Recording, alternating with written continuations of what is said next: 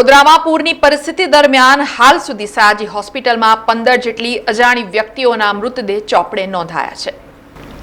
વડોદરા શહેર જિલ્લામાં વરસેલા ભારે વરસાદના કારણે પૂરની પરિસ્થિતિનું નિર્માણ થયું હતું।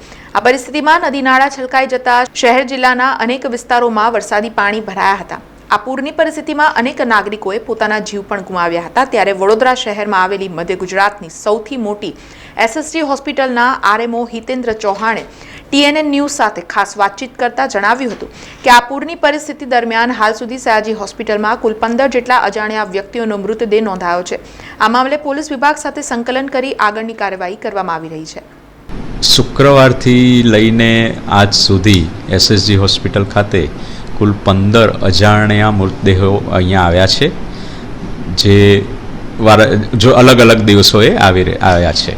આ મૃતદેહોમાં ડૂબી જવાથી પણ છે અને અન્ય મૃતદેહો પણ છે। કેટલી ડેડ બોડી છે? કુલ 15 ડેડ બોડી અત્યાર સુધી આવી છે અને જે અમે પોલીસ અધિકારી સાથે સંકલનમાં રહી અને એનો યોગ્ય ઢબે નિકાલ કરવા પ્રયત્નશીલ છીએ। એનો જે બી એ તો સાયન્ટિફિક પ્રોસેસ જે બી હોય એ રીતે એનો કાયદાકીય નિકાલ કરવામાં આવે છે।